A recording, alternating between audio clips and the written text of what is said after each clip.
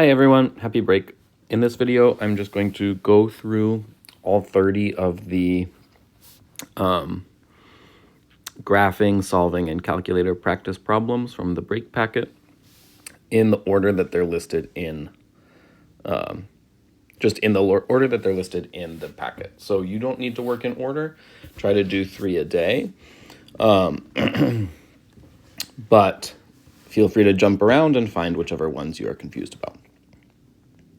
So starting with the graphing problems, this first one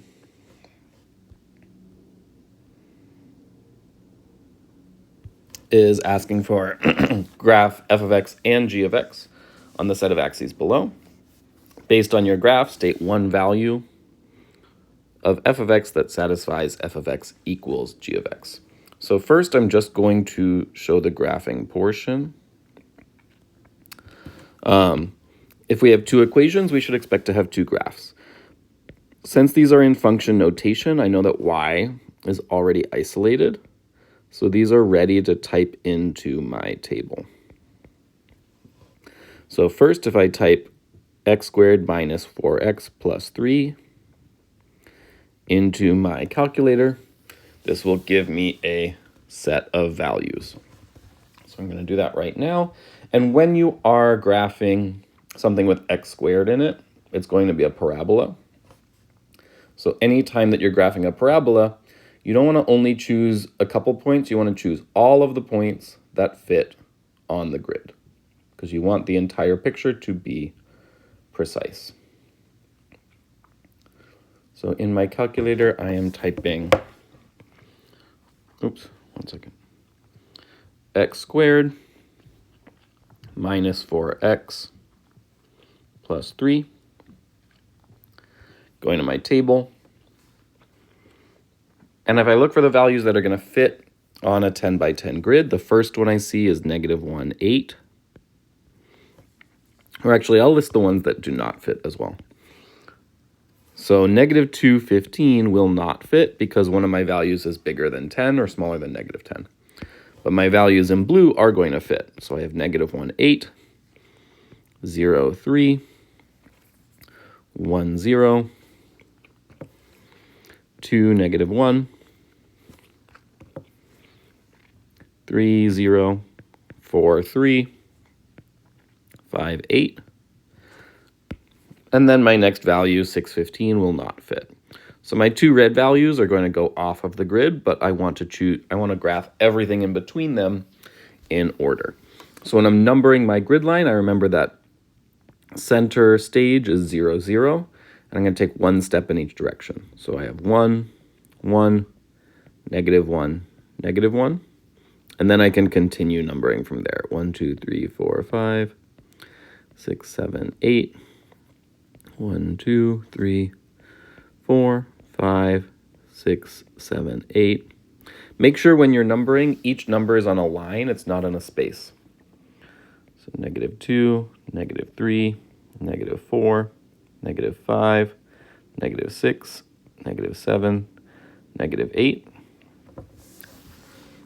-2, -3, -4, -5, -6, -7, -8.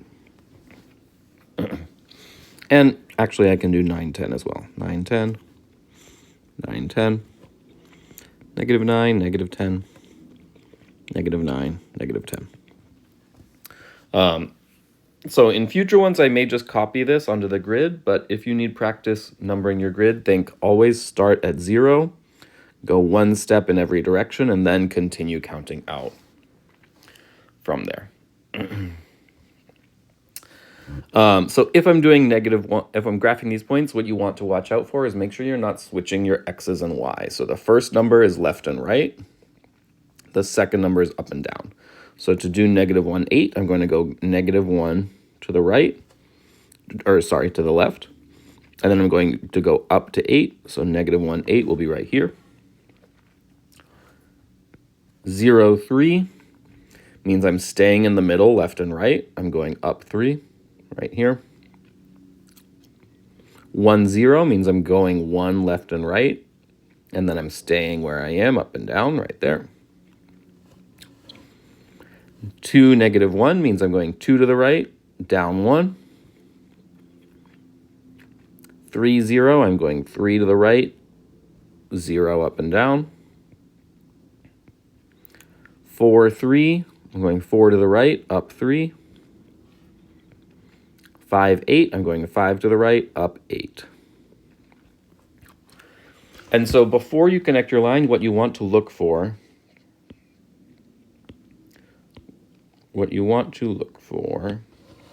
is notice that I have, in a parabola, I have pairs of points that are all symmetrical. And if I drew a line right down the middle, this is a mirror image of itself.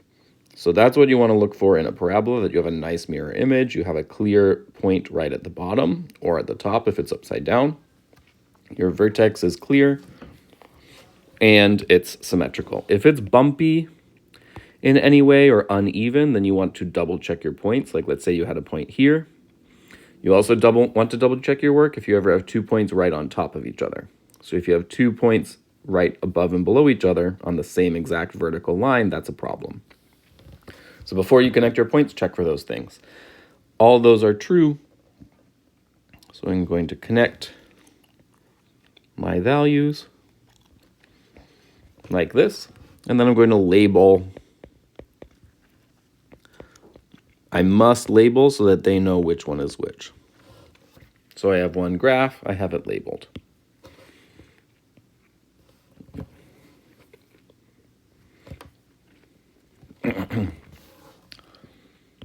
For my other function, I'm going to have a new set of values. So g of x equals 1/2 x plus 1. This one is a linear equation. So if you have time, it's totally okay to graph as many values as possible. But if you see that this is a straight line, there's no x squared, then it might be okay to just graph maybe 5 points. So when x is 0, y is 1. When x is 2, y is 2. When x is 4, y is 3. And then I'm going to do some negatives as well. When x is -2, y is 0. When x is -4, y is, -1. When x is -6, y is -2. And when x is 6, y is 4. So I'm going beyond the minimum number of points. I want to graph as many points as possible. So -6, I go 6 to the left, down 2. 4 to the left, down 1. 2 to the left, stay where I am. Right in the middle, up 1. 2 to the right, up 2. 4 to the right, up 3. 6 to the right, up 4. So I have a nice set of points. I can see that they're all even. There's no weird bumps, nothing strange happening. Let's say I had plotted one. Let's say I had one. Let's say that this one I had accidentally put here. If you see something that looks a little suspect, erase that point and start over and double check, did I do x first, y second? And then I'm going to connect them with a ruler and extend my line off the edge of the grid like this and label it. Don't forget to label it. So I have 2 graphs at this point, but I'm not finished. Don't get tempted to think you're finished just because you've graphed both lines. I haven't answered the question. It came after. Based on your graph, state one value that satisfies f of x equals g of x. So if these two equations are equal, what I'm looking for is where do they intersect. I see 2 points where these intersect, but they only asked me for one value. So be very careful about exactly what they ask you for. If they ask for one value, I don't need to list both. If they ask for all values, list both. So the value, the point where these intersect, the intersection is at 4, 3. But they didn't ask me for the entire intersection. They didn't ask me for the entire solution. They just asked me for one value. So they just asked me for a value. They're asking me for the x. So the x value that satisfies f of x equals g of x is 4.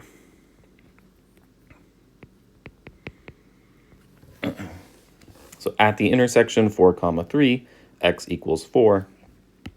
I could also choose this other point, but because it seems like it's 1/2, it's a little safer to choose the point that's easiest for me to see. And at this point, then you'd have 4 out of 4 points. Next graphing problem.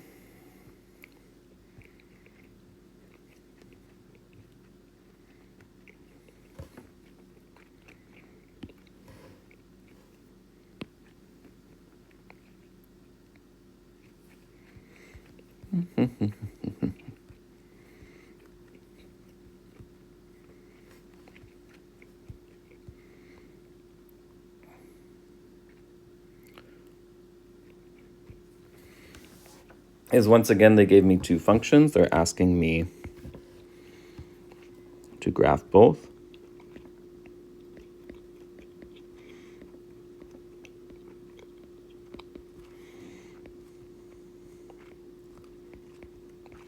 So I'm starting in the middle, working outwards. The center is 0, one step in each direction.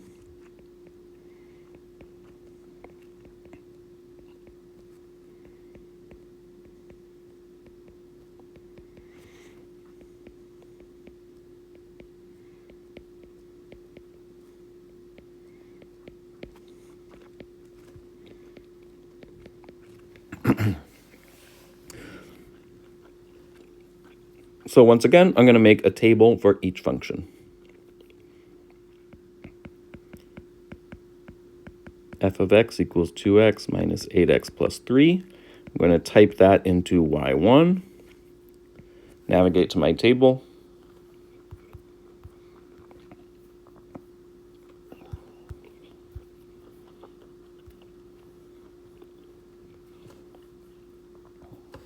Two x squared minus 8x plus 3. And what I'm looking for in my table is all of the points with values between 0 and 10. So the first one I see is 0, 3, 1, negative 3, 2, negative 5, 3, negative 3, 4, 3. The points on either end have 13, so they're not going to fit. So 0, 3, that means I am at 0 left and right, and then up 3. 1, negative 3, I go 1 to the right, down 3. 2, negative 5, I'm going 2 to the right, down 5. 3, negative 3, 3 to the right, down 3. 4, 3, 4 to the right, up 3. So once again, these are looking symmetrical. I see that it's even on both sides. I could draw a line down the center, dividing it in half. So I can feel safe connecting them to make this parabola shape. Once I've connected them, then I label. One graph down. My other graph does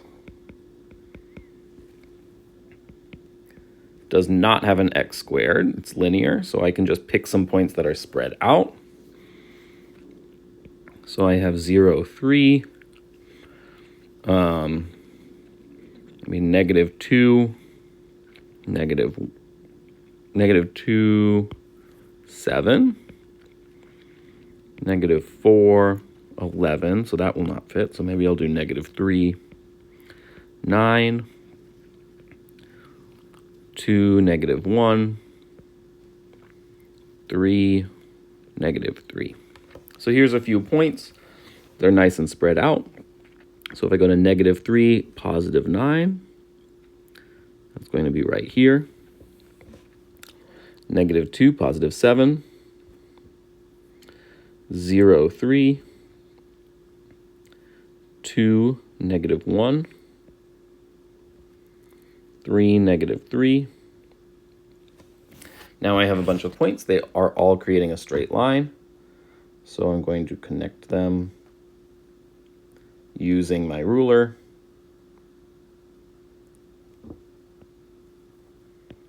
And label g of x equals -2x plus 3.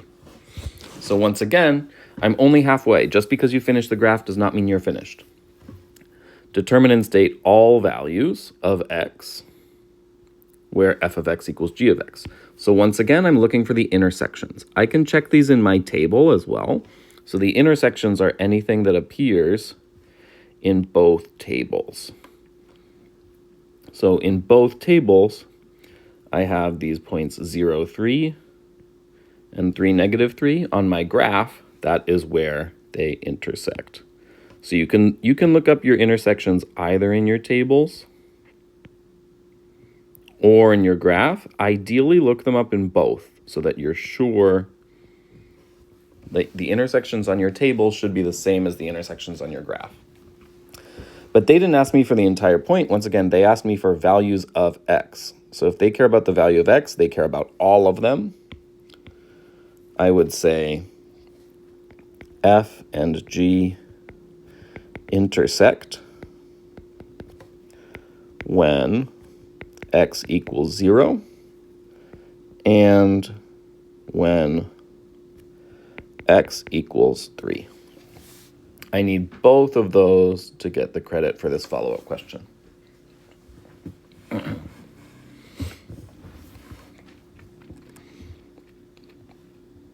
Graph 3.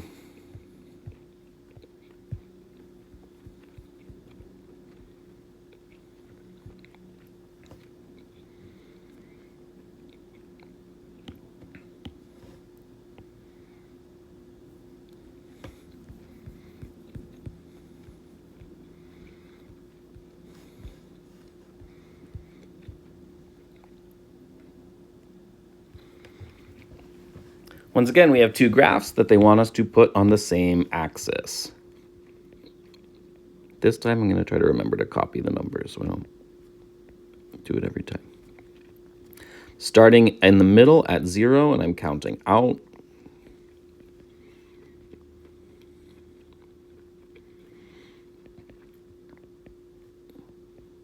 But all of my 1s should be right around the origin.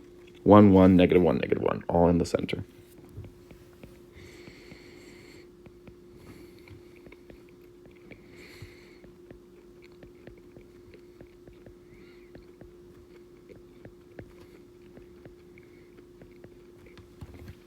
All right, so my first graph, f of x equals x squared minus 1. I see an x squared, so I'm going to try to look at every single point that will fit. So x squared minus 1 in my y1, go to my table. If I scroll up and down, it looks like the first point that'll fit is -3, 8. And then I'll continue in order from there. -2, 3, -1, 0, 0, -1, 1, 0, 2, 3, 3, 8. And then there's something with a 15, so that won't fit. So -3, 8, I'm going 3 to the left, up 8. -2, 3, 2 to the left, up 3. -1, 0. -1 to the left, and then just stay where I am. 0, -1, I don't go left or right, I just go down 1. 1, 0, I go 1 to the right, stay where I am. 2, 3, over 2, up 3. 3, 8, over 3, up 8. So those points, they're looking nice and symmetrical. I could draw this line down the middle if I wanted and see that like everything is the same distance. Nice and symmetrical. I don't have any lines on top of each other. So I'm safe to connect and make my parabola and label it. F of x equals x squared minus 1. Next, I'm going to graph g of x equals 3 to the power of x. This one's a little less common. It's an exponential graph, which just means x is in the exponent. But even if you're less familiar with these, I'm going to type them into y equals 3 to the power of x. Look at my table, and then I'm going to try to graph everything that fits. So first, I see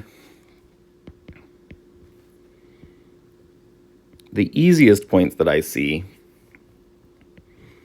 are 0, 1, 1, 3, and 2, 9. After that, I see the y values are getting really big, 3, 27, etc. If I look at the negatives, I do, even though I have decimals, I do want to kind of have them in my table. So I have negative 1.33, negative 2.11, negative 3.037. So what I see if I scroll up is that these y values are getting super small, but they're all decimals that still stay above 0. So when I graph those, I'm going to start with the whole number ones, and then we'll talk about how I graph the tiny decimals. So 0, 1, I stay in the middle, I go up 1. 1, 3, 1 to the right, up 3. 2, 9, 1 to the right, up 9. And then for my decimals, all these decimals, all that matters, I don't have to have them exactly in the right place. Like I don't have to, they're somewhere between 0 and 1. What matters is that I can recognize in my table that this graph never goes below 0. So as I go to my negative x values, negative 1 is 0.3, negative 2 is 0.1. They're getting super tiny. But basically, I can just kind of estimate these in my table. I saw they're getting tiny, tiny, tiny, and it kind of flattens out. So this is what's called an asymptote. If you have a graph with an asymptote where they're getting really close to a number but never on there, you do want to show that even though you don't have the exact decimals to plot because they're so tiny. So then I'm going to graph my exponential function and make sure that when you graph it, you show that you noticed in the table it never crosses 0. So if it never crosses 0, your graph should never cross 0. So here is my g of x equals 3 to the power of x. So now I have f of x graphed and I have g of x graphed. And I'm going to reread my follow-up question. Based on your graph, for how many values of x does f of x equal g of x? So again, they're asking about intersections. But they didn't ask about the exact intersection, they just said how many. So based on my graph, I only see one place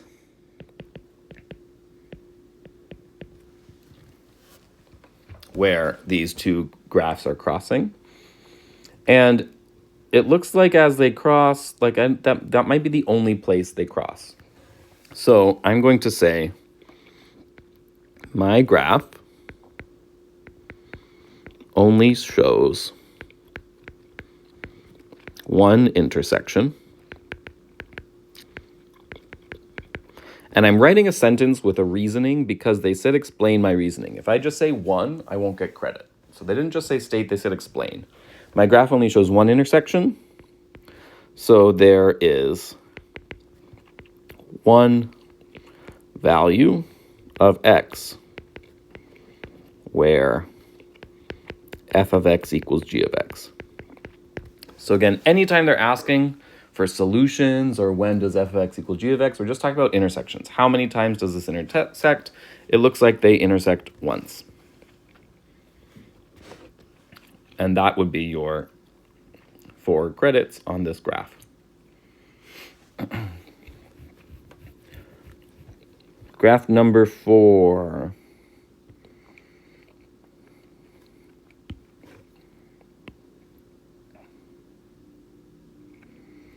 Number 4 is our first system of inequalities. These are difficult, but they are always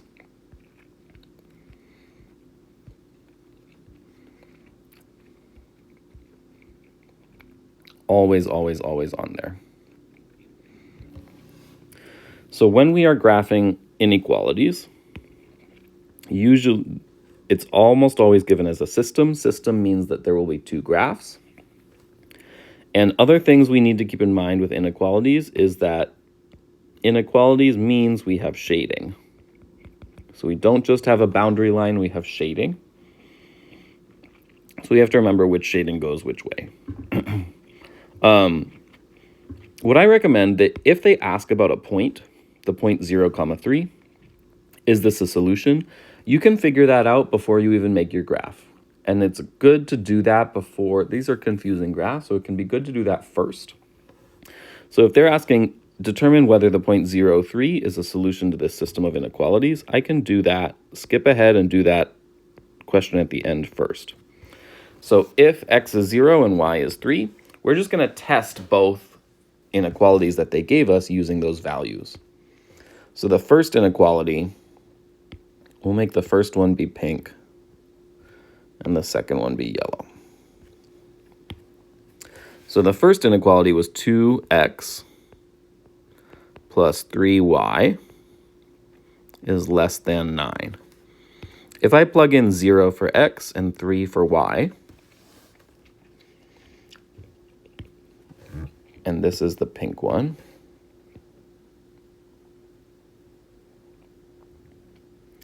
if my x is 0 and my y is 3, then I type this side into my calculator. 2 times 0 plus 3 times 3 gives me 9. And I just want to ask myself, is this true? Is 9 less than 9? No. 9 is equal to 9. 9 is not less than 9. So far when I plugged in this point, it was false for one of the inequalities. I'm going to test it for both. So for my other one, if x equals 0, y equals 3, my other equation was 2 times y is greater than or equal to 4 times x plus 6. So here's my second inequality. I'm going to test whether this one's true. Now when I type this in, 2 times 3 is 6. And this side is also 6. For this statement, this will be true because 6 is greater than or equal to 6. So 6 is greater than or equal to 6. We have one true statement, one false statement. Based on this, we can say 0, 3 is not a solution.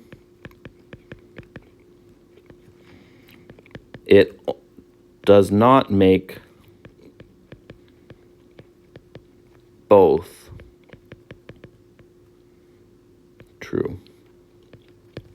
So to be a solution, your point needs to make both of the inequalities true. If it makes one of them false, it's no good. Okay? And I really recommend that you test that point just by plugging it in first, because you can plug it in without getting y alone. If you have trouble getting y alone, you can test the point from the outset and you know right away this point does work or this point doesn't work, and you've earned some credit here, even if you have a lot of graphing errors later on. So now now I'm going to actually graph. So for my pink equation, step 1 is I need to isolate y. When I'm isolating y, I'm looking at everything that's on the same side as y, and I'm undoing it. So on the same side as y, I have that 2x, and I have the 3. The 2x is connected with addition or subtraction. So because it's a positive 2x, I'm going to subtract it on both sides. Positive 2, I undo positive 2 with minusing 2.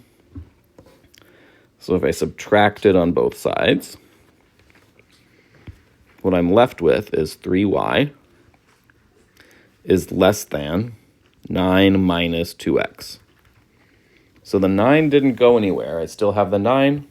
I subtracted 2x, so that gives me 9 minus 2x on the other side. But I still don't have y totally alone. I have this 3 attached to it. If the 3 is directly connected to it, that means it's 3 multiplied by y. So because I have 3 multiplied by y, I'm going to use division to undo it. And if I divide, I need to divide everything. So if I divide everything by 3, what I'm left with is y is less than 3 minus 2 over 3x. Leave the 2/3 as a fraction. Don't make it a decimal, because if you make it a decimal, then you're going to have to deal with rounding, and it's just better as a fraction. So now I have my first inequality. I can type this into y equals to find points that are along the boundary. So if I type 3 minus 2/3 x into y equals, even though it's an equal sign, that's fine. I get 0, 3, 3, 1, negative 3, 5, negative 6, 7, and 6, negative 1.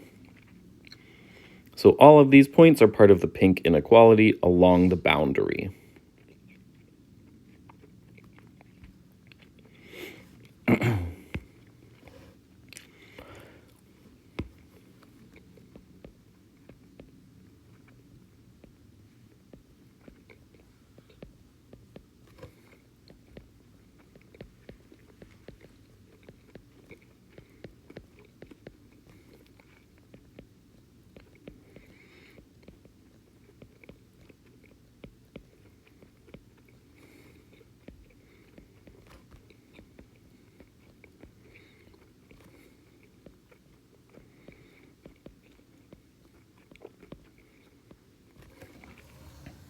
All right, so if I'm plotting negative 6, 7, that means I'm going 6 to the left, 7 up, and I put my point. Negative 3, 5, 3 to the left, 5 up, I put my point. 0, 3, 0, I stay right where I am, I go up 3. 3, 1, I go 3 to the right, 1 up, and then 6, negative 1, 6 to the right, down 1. So I have a bunch of points. Because this is an inequality, I don't want to just jump in and make a line. This is less than, so anytime it's less than, if it's not underlined, either less than or greater than, I'll put the little key up here. What I need to remember is that these are dashed lines, whereas these are solid lines. Okay, so because this is not underlined, I need to create a dashed line connecting them.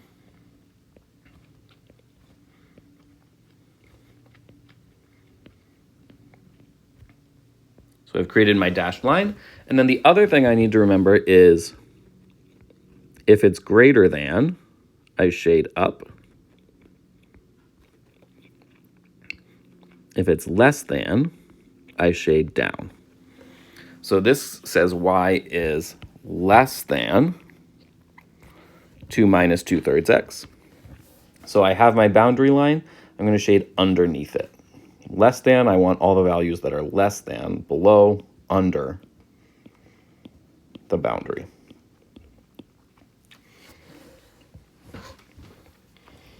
And I'm going to do the same process for my other equation. So my other equation is, put this one in green, 2y is greater than or equal to 4x plus 6. I need to get my y alone. So the thing that's on the same side as the y is the 2, and they're connected with multiplication. That 2 is smushed right together with the y, which means it's 2 times y. So to get rid of it, I'm going to divide it. And that means I'm going to divide everything by 2. That leaves me with y is greater than or equal to 2x plus 3. Now I have y alone. I'm ready to make my table. So if I look in my calculator, the values along my table are 0, 3, 1, 5, 2, 7, negative 1, 1, negative 2, negative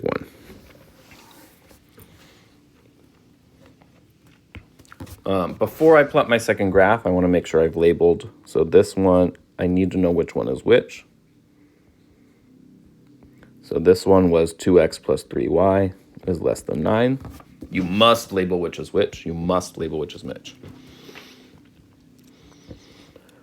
This one, now I'm going to plot my points, negative 2, negative 1, negative 1, 1, 0, 3, 1, 5, 2, 7. This one is underlined. It's greater than or equal to. So since it's greater than or equal to, that means the boundary is part of the solution. So when I graph this one, it's going to be a solid line. Things along the line are part of the solution because it's or equal to. And then it's a greater than, which means I need to shade above the line. So greater than, I shade above my line.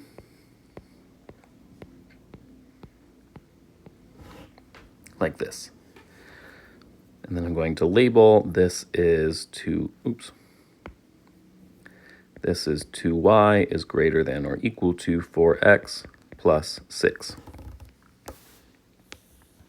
My final step is wherever it's double shaded, whatever region is shaded by both gets an S. So at this point, I have graphed both inequalities. I've labeled which is which. I paid attention to my dashing and my solid. I shaded up and down. I labeled my solution set, and I justified whether the point was an answer. So this problem is very difficult. It's okay that this is difficult. However, you want to make sure that even if you are not confident on one piece, you are attempting the entire thing. Because the way the scoring works for this is, even if you have graphical errors, let's say you messed up isolating y in the pink equation, and so your boundary line is all in the wrong place.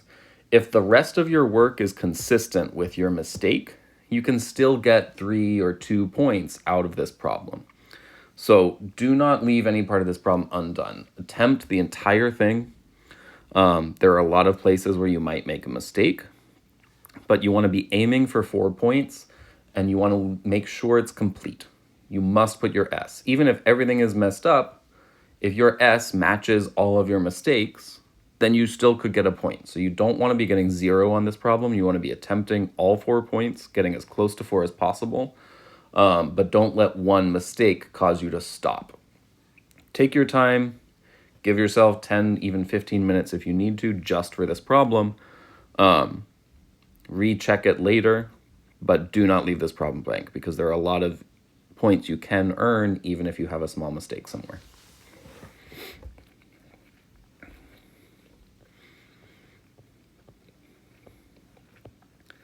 Graph number 5. This one is just a 2-point graph. 2-point graphs are usually simpler. However, you want to be careful because there's less room for forgiveness. So you can only make one mistake in order to even get partial credit. So here we have f of x equals negative square root of x plus 1. And it asked me to graph it on the axes.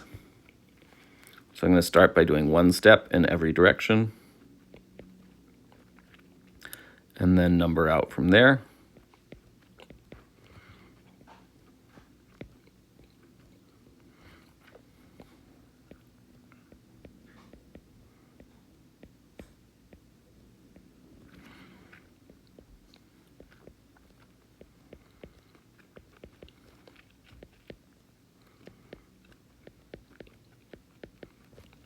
Let's see how that does for us. So I'm going to type this into y equals. If you're not sure how to type the square root sign, it's second x squared. But anytime you're not sure, just look around for the blue. A lot of the things that you may not have typed are somewhere in blue. So I have the negative sign outside, and then I have square root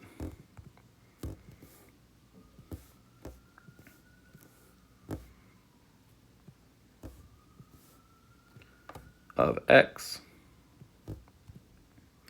plus 1. When you type this, be very careful that you do not do this. This is different than this. So pay really close attention to where your square root sign ends anytime you're typing a square root, whether it's a quadratic formula or anytime this shows up. The place where you step outside of the square root does matter. So make sure you're being precise about that. Actually, I'll leave that there. So when I type this in and I go to my table, something you might notice is that part of your table has errors in it. So in my table, what I see is -2 is an error. -1 is an error. 0 is 1. 1 is 0. 2 is -0.414. 3 is -0.732. 4 is -1.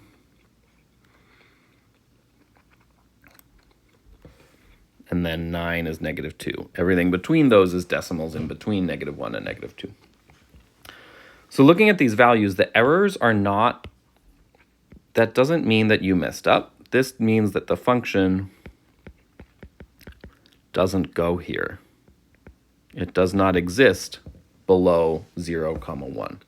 So when you graph this, you don't want to continue your line in a place where the function doesn't exist. So I'm going to plot the points I do see. I have 0, 1, 1, 0. I have these decimals. Actually, let me do another color so it's easier to see. I plot the points I do know.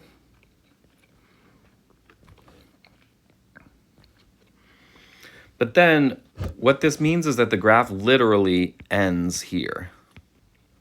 This is the end of the graph.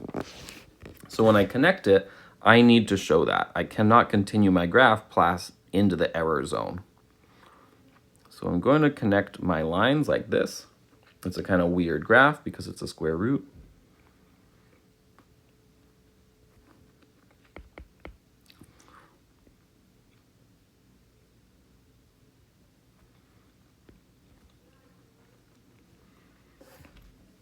But I must show that if my graph actually stops, it should stop. Unlike other types of graphs, if your graph is showing an error in certain places, that means the graph does not exist there. So this one's a strange graph, but it's kind of a lesson in if you have strange things like square roots, trust what your calculator is telling you and represent it as faithfully as you can.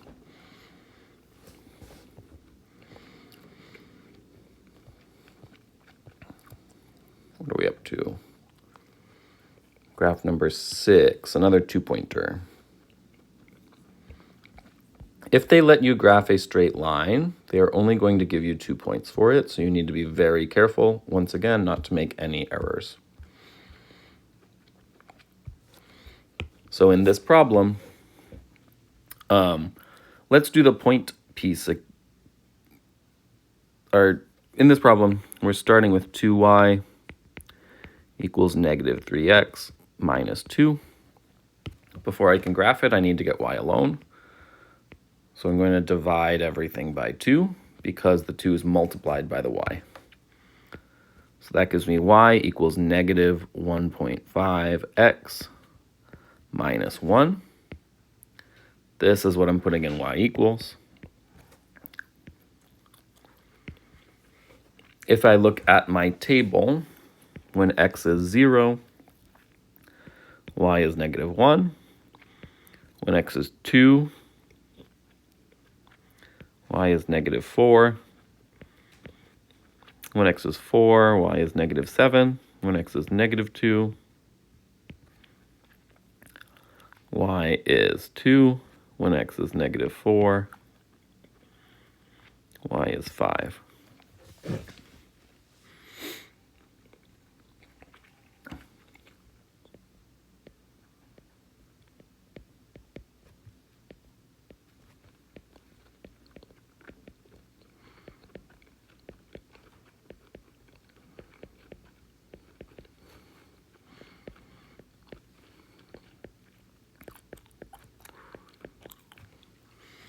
So graphing this, I go to negative 4 up to 5, negative 2 up to 2.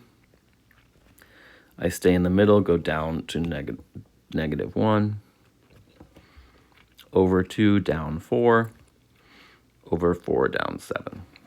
These are all in a nice straight line. It's an equation. So I'm just going to connect them with my ruler. Extend it to the edge, put my arrowheads, and label the equation. And then they ask me,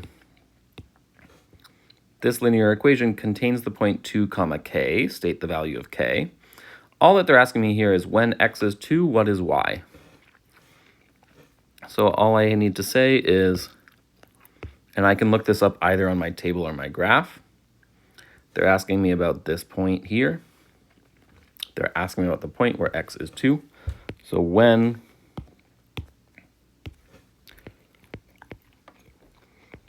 x equals 2, y equals negative 4.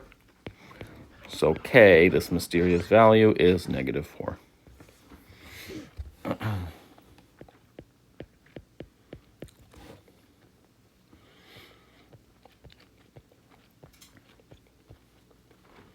That was number 6.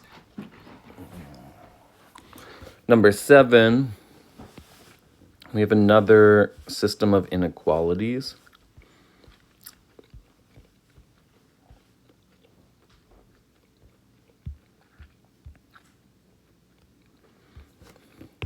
So this is number 7. So once again, they ask me about a specific point. I'm going to test that point first. So step 1, test the point. I'm testing when x is 1 and y is 8 by just plugging it into each inequality. So for the first one, 2 times 1 plus 8. I'm testing out this equation right now. So I put 1 in for x and I put 8 for y. Should be greater than or equal to 8. 2 times 1 plus 8 is 10. So 10 is greater than or equal to 8. That is true. Yes, 10 is greater than or equal to 8. And then for my second inequality, y minus 5 is less than 3x. So this would become 8 minus 5 is less than 3 times 1, which gives me 3 is less than 3. 3 is not less than 3. 3 is equal to 3, so this is false. So I can say 1, 8 is not a solution. It doesn't make both true. In order to be a solution, it needs to make both of them true. And then step 2, I'm going to get graphing. So let's do my yellow one first. I have 2x plus y is greater than or equal to 8. My goal is to get y alone. So the other things on the same side is this 2x. It's connected with addition and subtraction, so I'm using addition and subtraction to undo it. It's positive 2, so I'm going to subtract 2x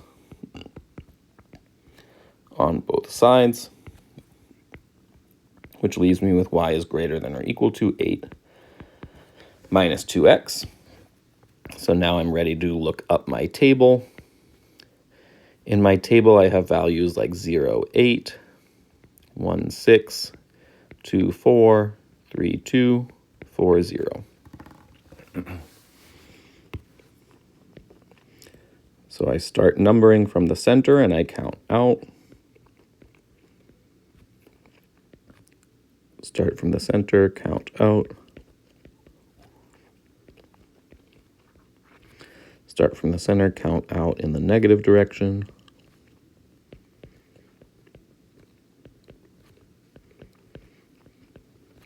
Start in the center, count out in the negative direction.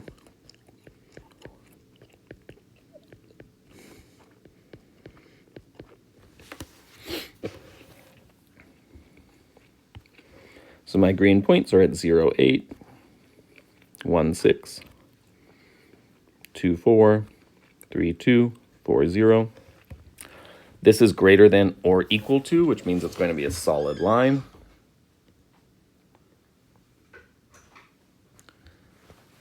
And I'm going to shade up.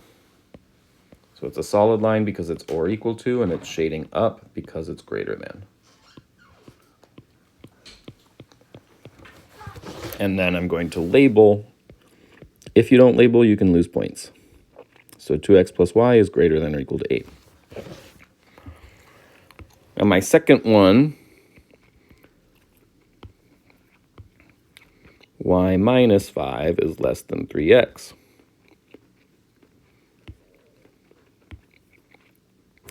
The thing I need to get rid of is this minus 5. It's connected with addition or subtraction, so I'm going to undo it with addition subtraction. And it's negative, so I'm going to add it on both sides. So if I add 5 to both sides, I'm left with y is less than 3x plus 5. Then I can make my table.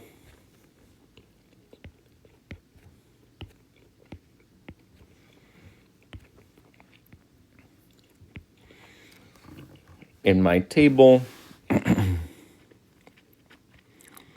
when x is negative 3, I get negative 4. X is negative 2, negative 1, negative 1, 2, 0, 5.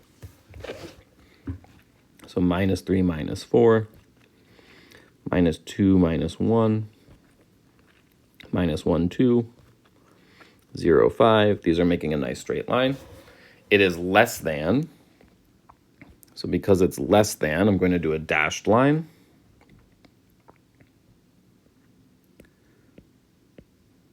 It's only a solid line if it's underlined. And then because it's less than, I'm going to shade underneath it. So I'm shading underneath the roof of this house. Because it's less than. And now I'm going to label which is which. And I must say the place that's shaded twice is my solution set with that S. Okay, so I've tested my point right from the beginning. I knew it was not a solution because it made one of them false. I graphed both of them precisely. I labeled my solution set 4 out of 4.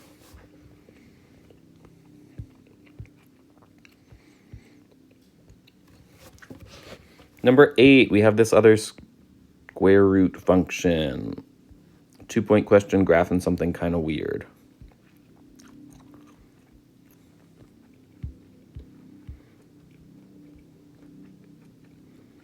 So this is number 8. So once again, I'm going to type this into my calculator. G of x equals square root of x plus 3. I'm going to type that into y equals because I'm making a graph.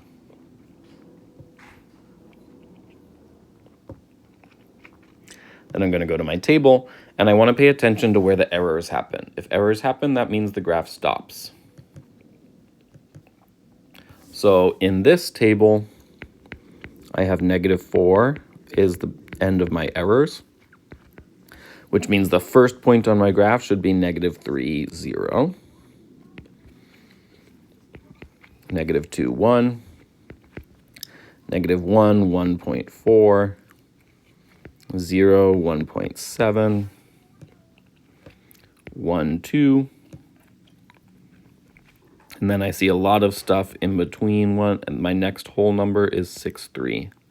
In between, it's a lot of little decimals. So because I have an error, I'm only starting my graph where the table actually exists. I'm not graphing anything in the error region.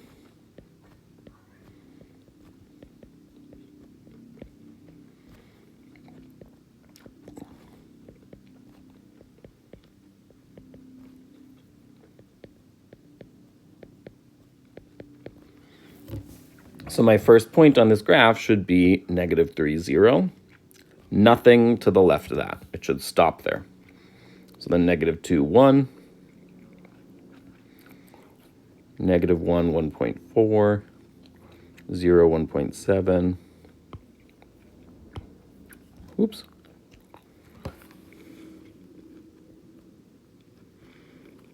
One, 2.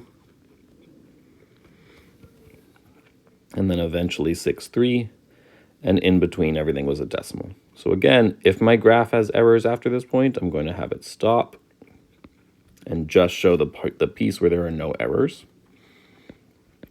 and then label it.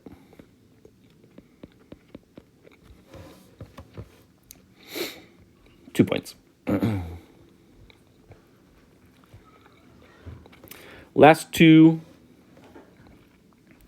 we have another 4-point graph for number 9.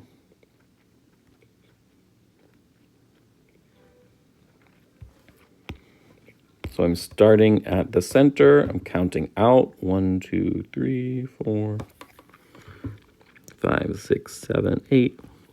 Counting out from the center 1, 2, 3, 4, 5, 6, 7, 8. Counting out from the center, -1, -2, -3, -4, -5, -6, -7, -8. Counting out from the center, -1, -2, -3, -4, -5, -6, -7, -8. All right, so I have this structure graph two functions and say where they equal, determine all values of x for where they're equal. So my first function, I have these vertical bars. These vertical bars mean absolute value. So to find absolute value in your calculator, this one's a little tricky to remember where it is. But in case this shows up, what you click is you click math. You go over to num. And option 1 is ABS. So you're going to use those. If you type that, then it'll give you the absolute value bars you need. So go to y equals, type in math num, abs, and you'll have absolute value bars that you can click in and out of to type the equation y equals absolute value of x plus 1. Then you can take a look at your table. An absolute value bar graph is going to give you kind of a little V. So in this one, what's important is that you give yourself both sides of the V. But in general, anytime it's a type of equation you're not as familiar with, plot more points, not less, to be safe. So here I have -3, 4, -2, 3, -1, 2, 0, 1, 1, 2, 2, 3, 3, 4. So if I plot all of these points, -3, 4, -2, 3, -1, 2, 0, 1, 1, 2, 2, 3, 3, 4. We see I'm getting this kind of perfect V. And that's what an absolute value graph looks like. So I make two straight lines going out. And then I label this is my f of x equals absolute value of x plus 1. G of x has an x squared in it, so I'm expecting that U-shape parabola. So if I put this one into my y equals,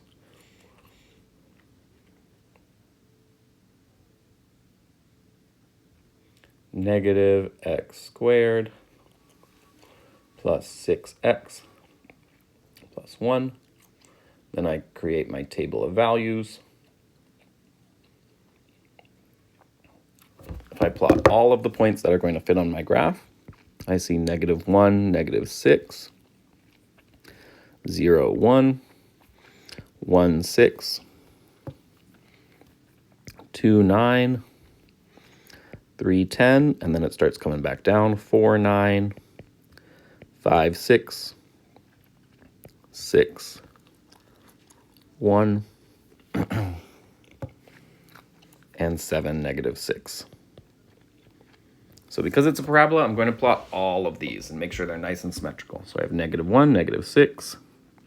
I'll put this one in purple.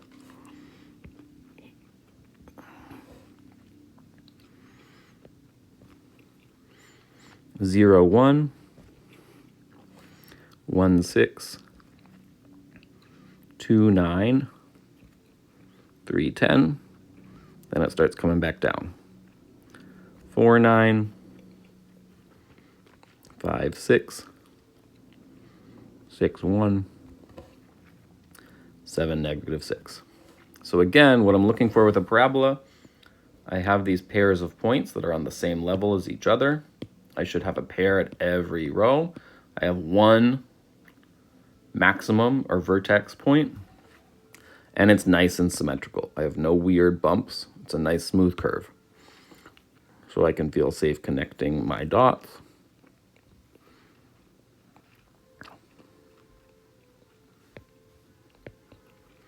This is g of x equals -x squared plus 6x plus 1. Everything I have here you need on your paper to get full credit. You need the labels, you need the points plotted, all of it. So I have two graphs, and they asked me, determine all values of x for which f of x equals g of x. Remember, f of x equals g of x, we're looking for intersections. So our intersections happen here and here. Those are my two intersections. In my table, that looks like 5, 6,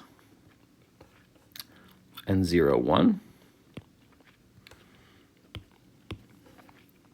We didn't go that far on the green graph, but if we check our table again, it should still be in there. So if they only care about the values of x, I can say intersections happen when x equals 0 and x equals 6. So make sure when you're finished with your graph, don't move on without answering that question about the intersection. If it's an inequality, it usually asks about a solution. If it's an equation, it usually asks about intersections.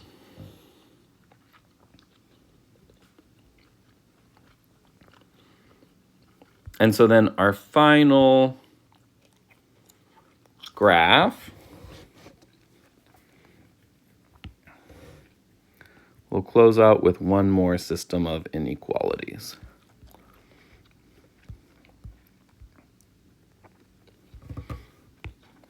Graph number 10. So first, they asked me about a point, and they gave me two equations. They asked me to label the solution set. Before I even start rearranging the inequalities, I'm going to plug in the point and see if it works. So x equals 4, y equals -2. Let's test. In my first equation, I had 2 times 4 plus 3 times -2.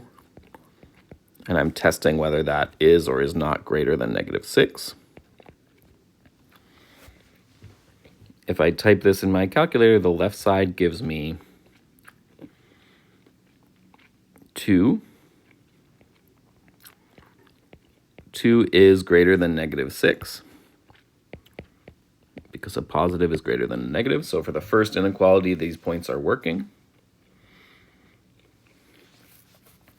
And now I want to test them again in the other inequality because I need both to work. So we'll make the other one purple.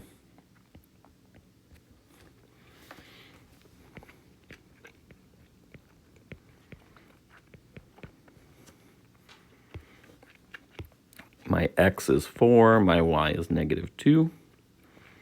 So this means 4 is less than 0. That is false. 4 is not less than 0. So we can say no, and they told me to explain, so I need sentences. No, 4 -2 is not a solution. It makes one of the inequalities false. If it makes something false, it's not a solution. It needs to make both of them true to be a solution. Don't say it's true for one, false for the other. It is false. It needs to make both of them true, otherwise it doesn't count. And then next up is going to be start at the center, count out.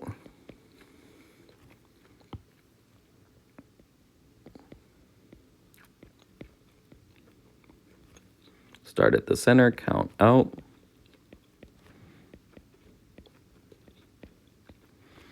Start at the center, count out.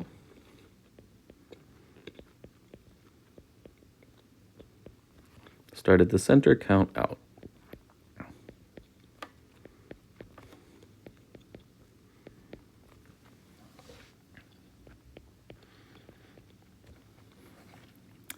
So let's work with my green inequality first. 2x plus 3y is greater than -6. My goal is to get the y alone. So first I'm going to move that 2x to the other side.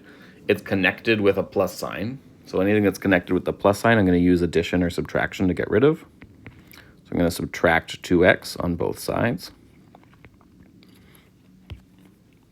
Actually, let me move this. Never mind. So I have 3y is greater than or equal to -6 minus 2x. But I still have to get rid of that 3.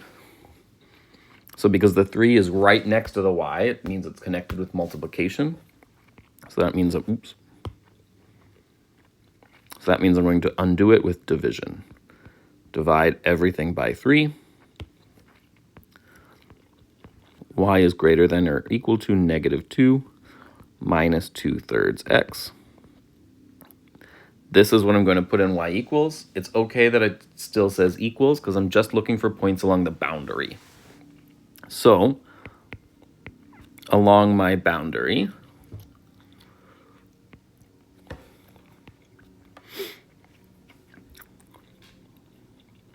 when x is 0, y is -2.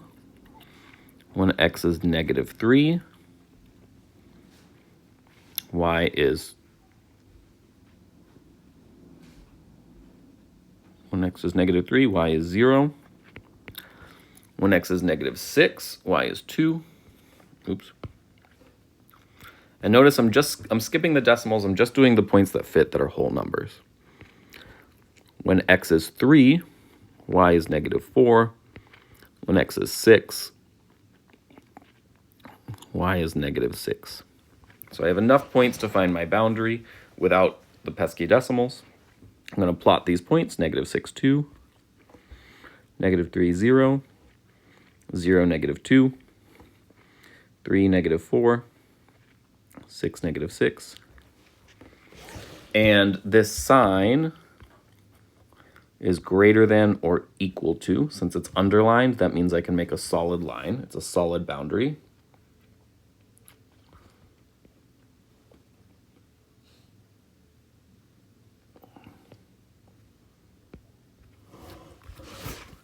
And because it's greater than, I'm going to shade up. So I'm labeling it And then I'm shading up.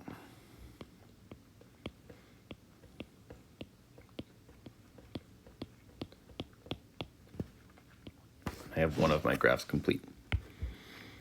For my other graph, I'm starting with x plus 3. X is less than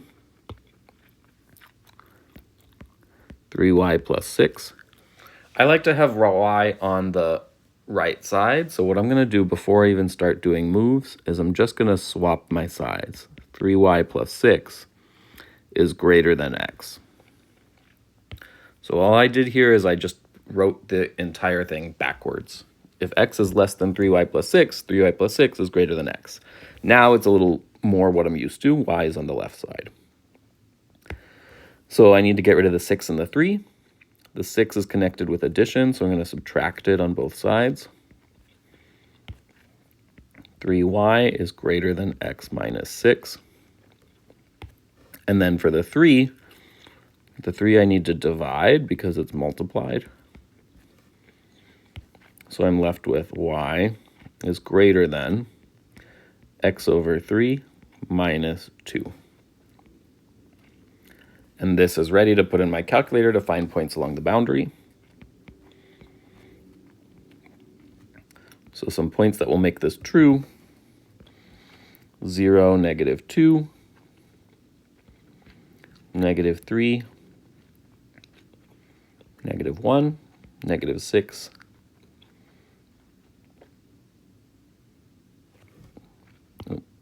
-3, sorry, I read my table wrong. When it's -3, it's -3, -6, -4, 3, -1, 6, 0, 9, 1.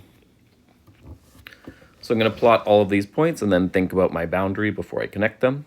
So -6, down 4, -3, -3, 0, -2, 3, -1, 6, 0, 9, 1. This is a less than inequality. It's not underlined, so that means I need a dashed boundary because the boundary is not included. It's not or equal to, so the boundary is not part of it. And then because it's greater than means I'm going to shade up. So I'm shading in this direction, everything above my purple line. Put my S for the double shaded region. And then label this is x is less than 3y plus 6. So once again, lots of things in this graph, but you need to be attempting all of them so that you can afford to maybe have one mistake somewhere. Don't leave any part. Make sure this question is complete and aim for the full 4 points. So that's the end of the 10 graphs. I'm going to make a separate video for solving and calculators, so there will be one video where you can look up everything. But just to scroll through them and say some things in common, notice how I'm always labeling all of my axes. I'm always labeling all my equations. Often they're asking me about intersections. So we see intersections a lot. And you want to plotting more points is always better. And pay attention to their follow-up question. If you don't answer their follow-up question, you're forfeiting a lot of points. So again, intersections, lots of points, follow-up question. Intersection, lots of points, follow-up question. If it's inequalities, think of these rules up here. You need to have those memorized. Label everything, label your S, answer the follow-up question. If it's a square root, if you have errors in your calculator, stop your graph before the errors. Only graph the things that are not errors. This should only happen if you get a graph of a square root, which is honestly kind of rare. But if it does happen, be ready for it.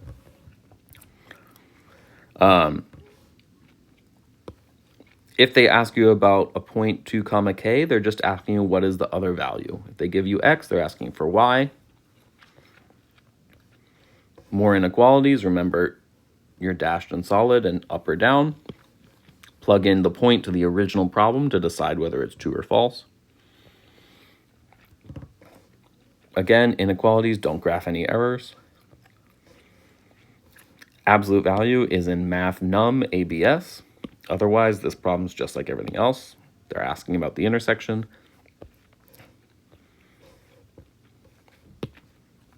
Do your test point first, label everything beautifully, and you're set. So you can see that even though the numbers change, it's almost always the same stuff they're asking about: intersections, labeling, and solutions, and precision. Good luck.